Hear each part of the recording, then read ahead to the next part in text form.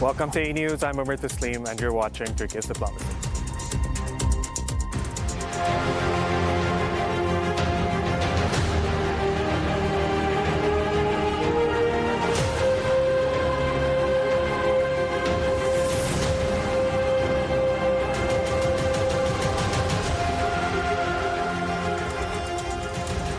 Turkey is increasingly positioning itself as a key mediator in the ongoing conflicts in Ukraine and Gaza, offering a platform for renewed diplomatic talks and potentially serving as a reassurance force to support peace and stability in the region. President Erdoğan has emphasized Istanbul's strategic role in bringing opposing sides together, highlighting Ankara's commitment to diplomacy and humanitarian relief. Today, Pope Leo XIV is visiting Turkey on what the Vatican describes as a historic journey aimed at fostering dialogue and advancing regional reconciliation. With key events planned in Istanbul and Iznik, this visit is being seen as one of the most significant papal trips in recent memory. I'll be discussing all the latest developments with Dr. Mehmet Çelik, Daily Sabah's editorial coordinator, and Dr. Valeria Gianotta, the scientific director of the Turkey Observatory at the Centro Studi di Politica Internazionale.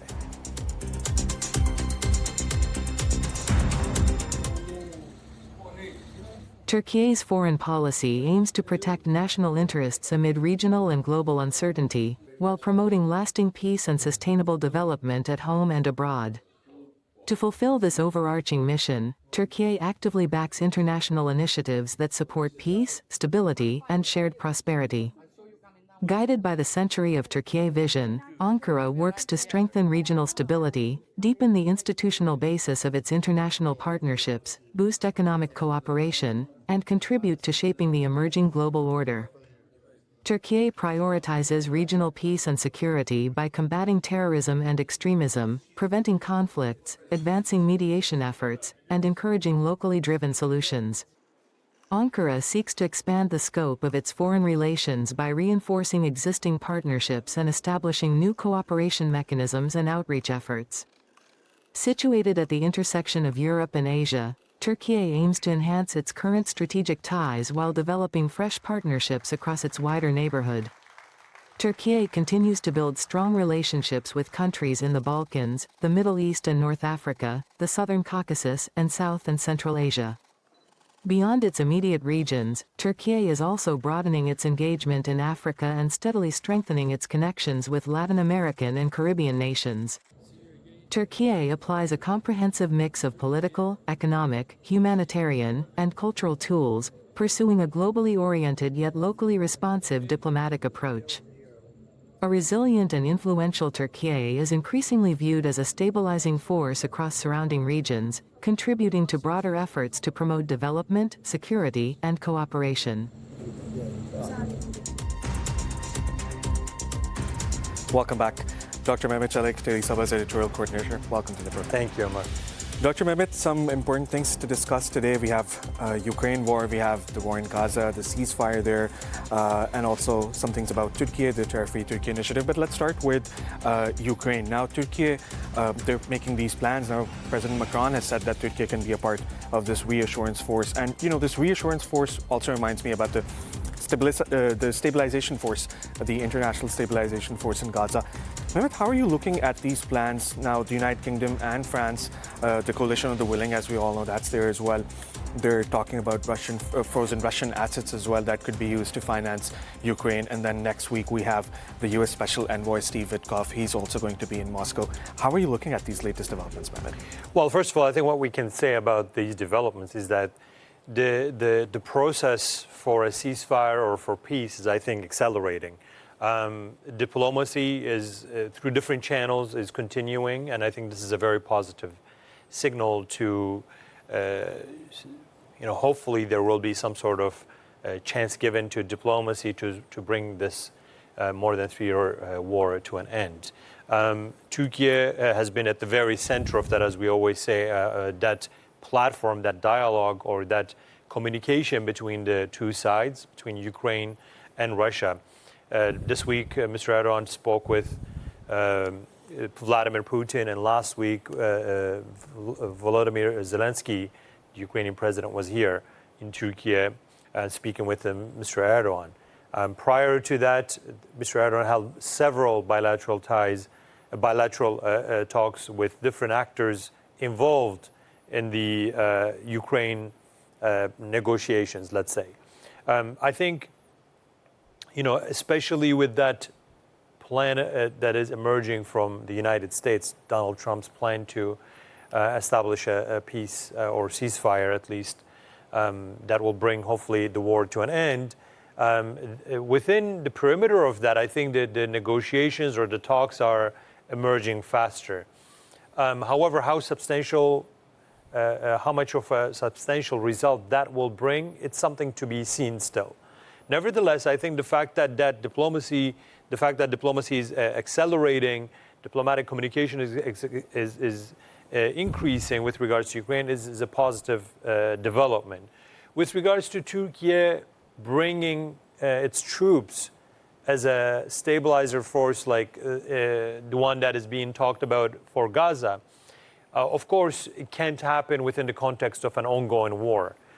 If it happens, and this is even also very clear in Macron's words, if it happens, it will be like a monitoring peace mission, basically, within a designated zone, but it has to be happening after a peace is established, after a ceasefire has already been established between the two sides. I don't think Türkiye will risk putting any soldiers on any territory that there is a continuing war that Türkiye is not involved in, Türkiye is not a party to. So if that happens, I think with taking Russia into consideration as well, and how Russia would view Türkiye's involvement there, and how other parties or Ukraine would also look at Türkiye's involvement there. Türkiye has already voiced in early March, actually, Turkish Defense Ministry, I believe it was, or Turkish officials mentioned that Türkiye can put boots on the ground as part of a mission that would be monitoring the developments and maintaining the status quo within a peace agreement. Other than that, after President Macron's remarks, we haven't seen any new comments coming from the Turkish officials. But as a party that has been, on the one hand, against the Russian invasion and has been on the side of respecting Ukraine's territorial integrity, Turkey is also a party that has been a mediator between the two sides, as it has been an actor that had always had the communication open with both sides. So as a party that is trusted, as a party that has the relationship with both sides on the conflict, Turkey's mission there, if Turkey is able to put boots on the ground there for peacekeeping mission, I think it will be a trusted actor for both sides. It wouldn't be, compared to other European nations, Turkey would be more reliable or respected or trusted from even the Russian side. For that reason, Turkey believes that it can take that responsibility. Turkey can take that mission on its shoulders to establish stability in that region, but without any sort of agreement from all sides, as well as within a framework of a peace agreement, Turkey wouldn't risk any soldiers' lives there. So Mehmet, because that would be taking part, basically, if all sides are not agreeing with Turkey's presence in that region. It would be Turkey taking sides, and Turkey would not do that. So Mehmet, looking at the 28-point peace plan for Ukraine, do you think the Europeans will be forced to accept it? Obviously, they have their disagreements with the Americans. So do you think that Trump will force the Europeans to accept that plan? Well, we also need to look at how concrete, what those plans really, what those articles mean in the 28 plan, and how much of that the European countries will buy in. Because in Macron's words again, or other Europeans, they don't want to have this plan be something that will be basically a compromise only from the Ukrainian side. I think this is something that they do not want to see happening, and they do not want to unfold, because that would be basically, to put it in simple words, a defeat for the European countries and Ukraine. This is how they view it. But nevertheless, I think if they, of course, the pressure is always there from Donald Trump because he wants to bring this war to an end, and he doesn't care so much about the details that are important for the European countries. Some of the small details for United States are big concerns for the European countries. For that reason, I think what needs to be seen in the coming days is the actual plans, articles, and what they mean, not only for Ukraine-Russia conflict, but what they would mean for NATO, and the European continent. Once that is cleared, I think the European side will also have a better position and a more clear position on Donald Trump's plan, and they can then make their position more clear and more, I would say, expose it in a way that would define a very strong position vis-a-vis Donald Trump's plan. Mehmet, turning our attention towards Gaza, this week, the Turkish intel chief, Ibrahim Kalin, he met with his counterparts in Egypt, in Cairo. There were officials from Qatar and Egypt, and obviously the Turkish delegation was there, led by the intel chief. Now, they were talking about the second phase of this ceasefire. How are you looking at those developments, Mehmet? And now, considering there's also this yellow line inside the occupied Gaza Strip, where, they've restricted the Palestinians there as well, despite having a ceasefire. Attacks have been ongoing. In the last 2 weeks or so, around 500 people have been killed. So how significant were these talks on the second phase of this agreement? Well, first of all, I mean, these talks are part of an ongoing process with regards to how the first phase was unfolded and the developments that took place within that first phase. The lines, the violation of ceasefire, delivery of humanitarian aid, the restrictions about that, the prisoners exchange, the hostages exchange. So there's many things that were not necessarily on par with the agreement in the first phase. Nevertheless, I think there is still a phase that is continuing. Once that is, cleared out and the time comes for the second phase actually unfolding with tangible results reflected on the ground, then we will see how the second phase is continuing. But this is going to take time. This is something that is ongoing, and this is why these talks in Cairo are important, and they're evaluating the first phase, and they're also making sure that the second phase does not turn into something that will be basically, at the expense of a planned future for the Palestinians. So all the different involved parties that were on the table at Sharm el-Sheikh when Donald Trump was there, Mr. Erdoğan was there, Qatari Emir, and Egypt's Sisi was there.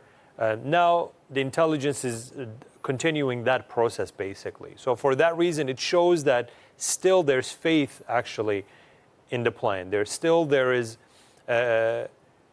hopes that this plan will be unfolding with a positive outcome for the Palestinians on the one hand, and also the other side that will not keep violating the agreement, the Israelis.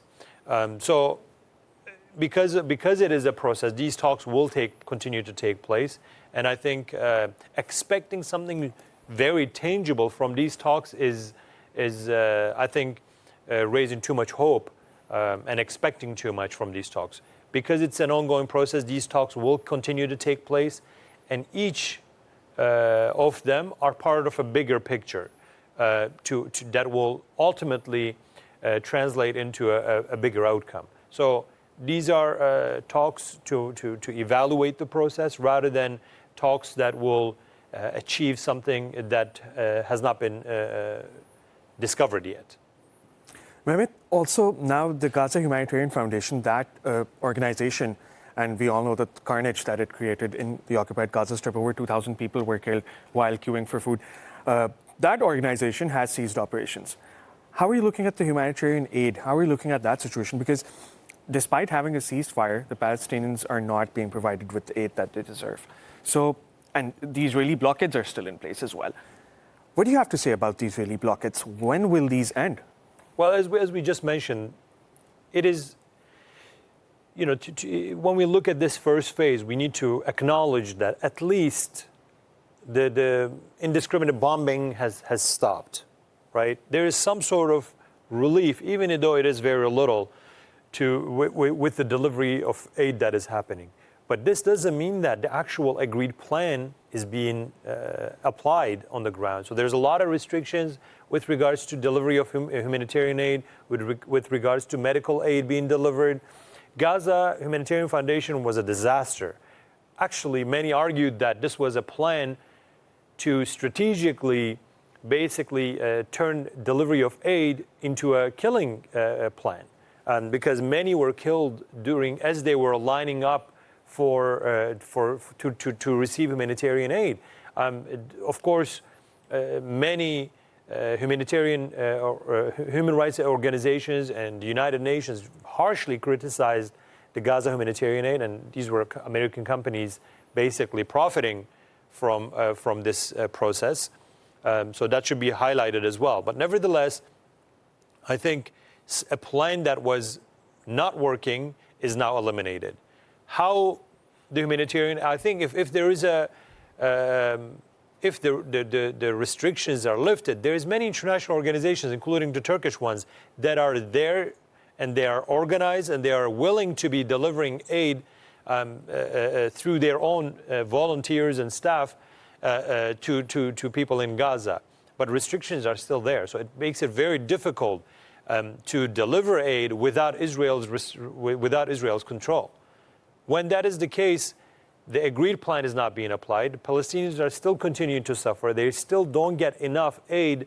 And I'm not talking about development aid to reconstruct Gaza. I'm talking about the basic aid that is needed for the Palestinians to continue their day-to-day activities, for their daily lives. Winter is coming. Harsh winter conditions will be there soon. Rain is still, many camps have been flooded. Many camps are the tents are not suitable for winter conditions. So that reconstruction phase, or at least to strengthen or to maintain where they live for a weather condition that will be more suitable, that needs to start happening. But that is also being restricted. I think the fact that a ceasefire is agreed. Of course, we look at not even half the glass full.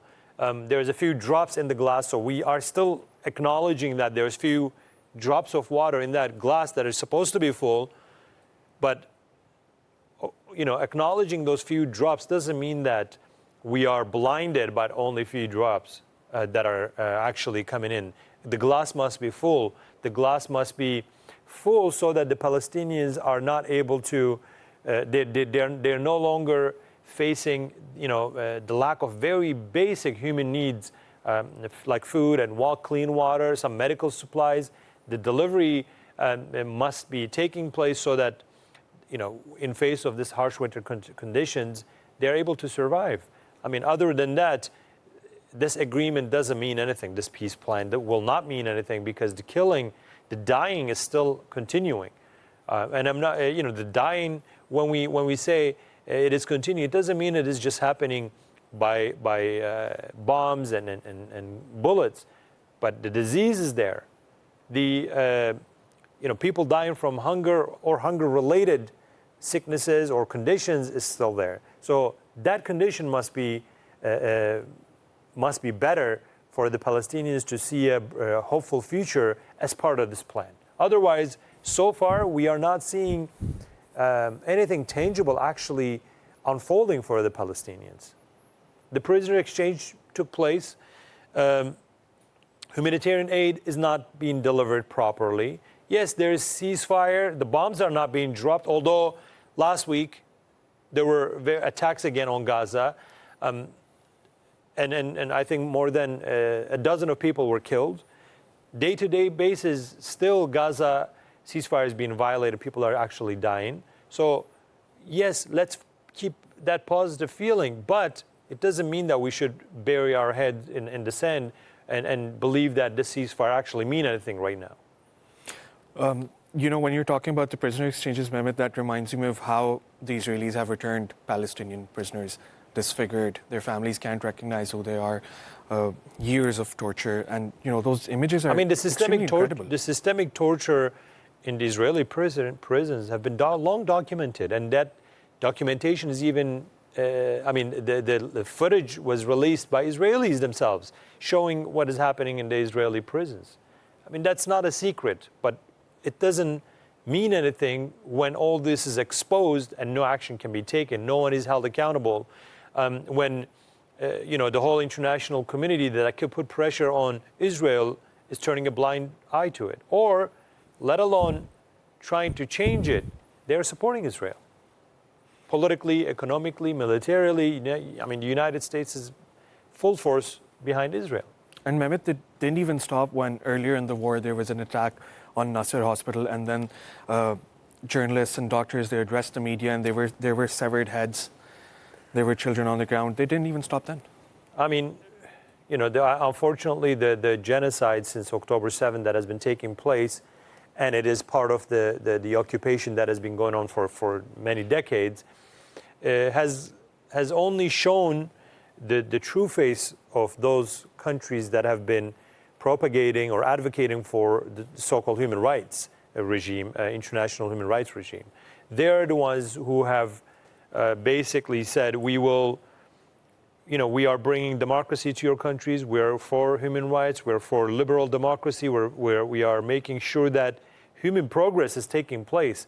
But when we look at what is taking place right now in Gaza, when we look at what took place in Afghanistan, in Iraq, when we look at how there were double standards with regards to Syrian refugees, when we're looking at different parts of Africa and the conflicts that are taking place there, we know and we have acknowledged that we have, you know, the world is now, the world and international community can see things very clearly now, and the realities on the ground are hard to conceal. They see that when it comes to human rights, there is a double standard. When it comes to democracy, there is a double standard. When it comes to making sure that human lives matter, there is a big difference between which human rights, which population we're talking about, whether it is somebody from the global north or global south makes a difference. Their human, the importance and the value of their human life is different for those who have power in their hand to change the equations, to change the course of the conflict. We know that you know, there is a pick and choose based on foreign interests, foreign relations interests, economic interests, and strategic interests of those who have power in their hands. Mehmet, now two major developments from within Türkiye. There are some leaders from the SDF, the PYD, YPG-dominated SDF. They have said that they want to meet Abdullah Öcalan, the ringleader of the PKK terror group on İmralı Island, who's been imprisoned there. They have said that they want to go see him, they want to hold negotiations. And then secondly, the Turkish government and officials have also stated once again that there will be no compromise when it comes to the terror-free Turkey initiative. What steps can we see next, Mehmet? Well, right now there is an ongoing process. Very recently, some lawmakers, they went and met with Öcalan in prison. Of course, the details of that meeting is not shared with the media, and it's part of the confidentiality and also classified information that's there by the intelligence.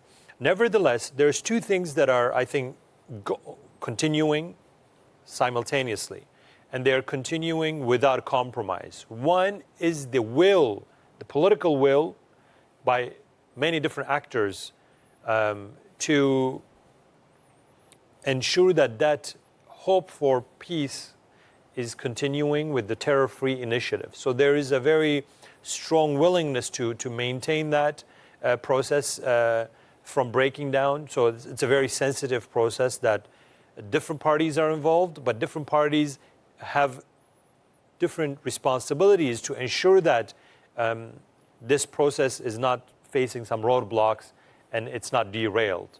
So there's that, number one. Number two, there's also no compromise. And I think all involved parties understand that Turkish state is not, when it is continuing this process, it doesn't mean that it is compromising from its fight against terrorism, its willingness, and it is determined position vis-a-vis any sort of terrorist group, be it PKK, be it YPG, be it Daesh, be it FETÖ, with any terrorist group. Turkey's determined position against terrorist groups, against terror activities, against terrorist propaganda is still there. So there's no compromise from that. But there is also no compromise on establishing peace in the second century of Turkish Republic.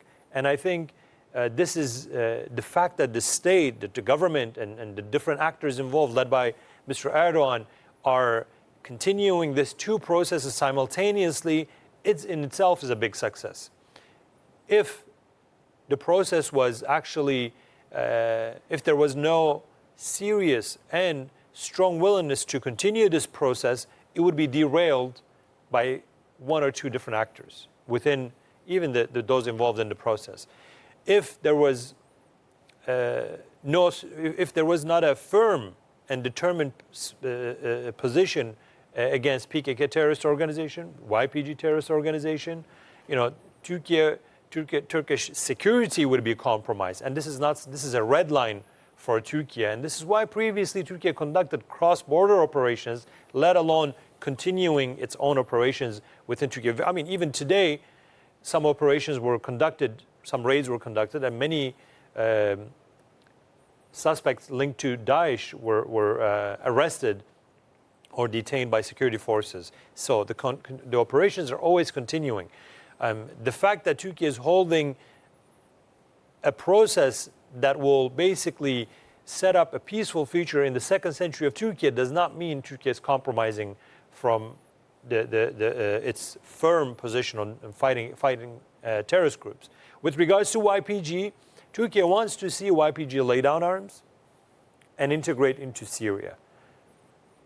Any other options basically that will harm Turkey's security, Turkey's territorial integrity, Syria's territorial integrity, and would lead to a future that will basically allow or pave the way for an autonomous entity within Syria that would target Syria's internal stability is not going to be accepted by Turkey and the new Syrian government. So YPG, when it is going back and forth with regards to the March plan agreed with Damascus, it doesn't mean, it is trying to seek how much room they have for maneuvering. But Turkey is very clear on that. And the expectations are very clear. And I think the fact that it has allowed YPG to take some time shouldn't be translated in a way that Turkey is compromising from that position with regards to Syria's future, Syria's territorial integrity, and Syria's internal stability. If YPG does not acknowledge Turkey's firm stance against, with regards to what I just mentioned about Syria and about its own security, then I think YPG should be very clear that Turkey will take other steps than keeping this process without any armed conflict or without taking hard measures against YPG. Dr. Mehmet, thank you for those comments. I'll be right back with you. Thank you. Pope Leo XIV is on a landmark visit to Turkey, aiming to promote dialogue, peace, and mutual respect across the region.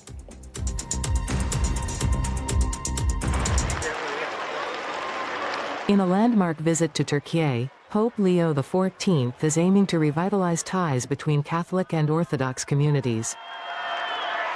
In an exclusive interview, Cardinal Gerhard Ludwig Müller said that the Pope seeks to offer a concrete sign of peace and remind the world that true coexistence rests on mutual respect and human dignity. The Pope, on his first visit to Türkiye, wants to offer a concrete sign of peace between religions and nations on behalf of all people who believe in one God. This visit serves as a reminder of shared elements of faith and to underline that the world must understand peace can only be built on mutual respect and human dignity. The Pope's message is universal. Peace is possible through mutual respect. The cardinal stressed that the path to peace and stability runs through dialogue, describing Türkiye as a nation with profound historical, cultural and geopolitical weight in international efforts to prevent conflict. The path to peace and stability runs through dialogue. Türkiye stands at the center of this dialogue. Türkiye has immense religious, cultural, historical, and military significance. It holds a critical role in advancing peace. Every country must decide, will it work for peace or for the interests of a few powerful actors? During his stay, the Pope is expected to visit the Ecumenical Patriarchate, the Armenian Patriarchate and several Christian institutions in Istanbul as part of a 3-day program. He will also travel to Ankara to meet Turkish President Recep Tayyip Erdoğan, underscoring Turkey's strategic role as a bridge between East and West at a time of heightened global tensions. He added that Pope Leo would deliver a renewed message to young people, urging them to use their talents across borders and recognize their responsibility for building a more just and peaceful world. Young people are not only our future, but also our present. Every generation is responsible for building a better world. Young people must understand the foundations of our hopes and use their talents across borders for the common good. During this visit to Türkiye, the Pope will once again renew his message to the youth. Dr. Valeria Giornotta, the Scientific Director of the Turkey Observatory at Centro Studi di Politica Internazionale, is joining us now from the Turkish capital, Ankara. Dr. Valeria, welcome to the program. Good morning. Thank you for the invitation, and good morning to both of you. Good morning. Valeria, Pope Leo XIV is set to meet President Erdoğan at a time of high tension in the Middle East, including Lebanon. Do you see this trip as a change for real peace advocacy, and how might it be different from past papal visits to Turkey by Pope Francis, Benedict XVI, or John Paul II, especially when it comes to Vatican diplomacy? Actually, it's a very meeting of crucial importance, I would say, because first of all, it's the first meeting of Pope Leo XIV abroad. So the fact that it will come to Turkey, it's related to an historical connotation event, such as the 17th century, since the first concilium of Iznik of Nicaea, where the basis of the Christianity were laid, but also the fact that it will start his visit here in Ankara, under the invitation of President Erdoğan, remarks the role of Turkey as a stabilizing actor and the key role of Ankara in trying to mediating in the most thorny issues that they have a sort of global impact. Definitely, I would like to say that this trip was already organized by Pope Francis. It was supposed to be last May, but then unfortunately he passed away, so things have been rescheduled. But I do believe that Leo XIV made this trip longer in order to remark the crucial role of Turkey in geopolitical terms, as a stabilizing actor, as a mediator actor, as a country that is engaged in dialogue and trying to find a solution in any platform, from a multilateral platform, but also at the bilateral level, engaging as a mediator. And then it remarks the crucial role of Turkey as a cradle of civilization. As a multicultural country, as a state where historically all the main faiths were coexisting and peaceful coexisting. So they portrayed and they may perceive Turkey as a model, not just in the region, but also at global level. Dr. Valeria, let's talk about the ties, the bilateral ties between Turkey and Italy. So the G20 meeting between Italian Prime Minister Giorgia Meloni and President Erdoğan focused on NATO cooperation and, big global issues like the war in Ukraine and Middle East crises. How are Turkey and Italy working to strengthen their ties across different areas at this point? The ties between Italy and Turkey are still in what we define as the golden age in terms of bilateral relations, but of course they have a huge impact in terms of global stability, and they have a global connotation as well. Anytime there is a chance, Prime Minister Giorgia Meloni and President Erdoğan meet at margin of any big event. And lately we had this meeting in Johannesburg. And definitely the defense and cooperation is one of the benchmark of the most recent relations between Rome and Ankara, and along with the memorandum of understanding that has been signed between Baykar and Leonardo. But not just that, because out of memorandum of understanding, also a joint venture has been created, LSA system, and basically the Turkish product will be manufactured in Italy, meaning in the European territory. The last news is that also the Kiselma jet will be manufactured in Italy, and there is much excitement from both sides. But I think the most important point goes beyond the bilateral ties, because I mean both Italy and Turkey are at the center or very of an area populated by instability and risky factor. And on the Italian side, actually, there is a clear line within the European Union that Giorgia Meloni opposes to the creation of any European army. And she relies on the key role of NATO, and actually she recognized the pivot role of Turkey as well.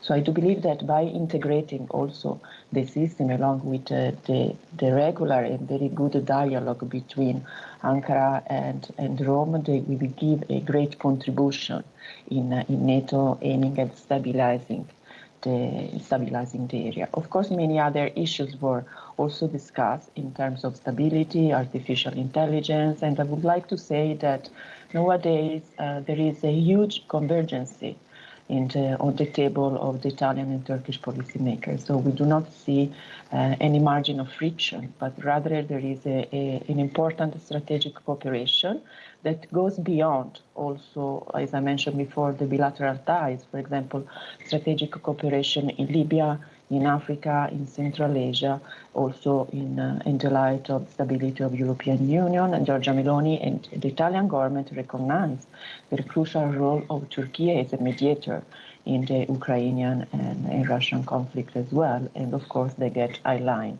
Giorgia Meloni is just trying to channeling the request or the stances of the European Union and towards Turkey and vice versa. Dr. Valeria, just like you mentioned, there were many things that the Italian Prime Minister discussed at the G20 summit. She talked about building a fair future, decent work, artificial intelligence, and most importantly, learning from past mistakes. Do you think the international community is actually learning from those mistakes? Yes or no. I mean, I think there is much awareness at level of social perception that this international structure is not working any longer.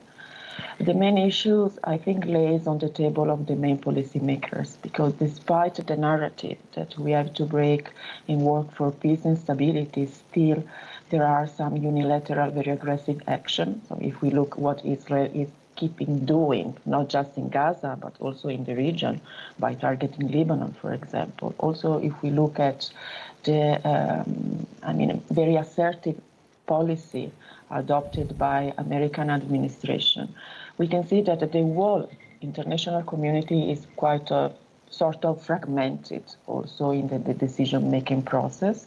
Another concrete example is the peace talk, related to the ceasefire between Russia and Ukraine. So we have several actors that they are trying to act as a stakeholder, but it looks like the picture looks like a bit puzzled. Anyway, when it comes to Italy and Turkey, I would like to say that both of them sits on the same group and on the same side when it comes to the need of reforming the UN system. Actually, Turkey has been pretty much vocal under the motto, the world is bigger than five and a fairer world is possible, which is the same philosophy that Italy adopts. Indeed, both of them, they are sitting within the United Nations in the same groups united for consensus, so advocating basically for the reform of the UN system. Dr. Valeria Gianotta, thank you so much for joining us from the Turkish capital. It was a pleasure listening to your analysis. Thank you too. You have a nice day. Dr. Mehmet Çelik, thank you so much for your comments as well and for being with us in the studio. Thank you, Omar. That brings us to the end of our program. Thanks for joining us. Bye for now.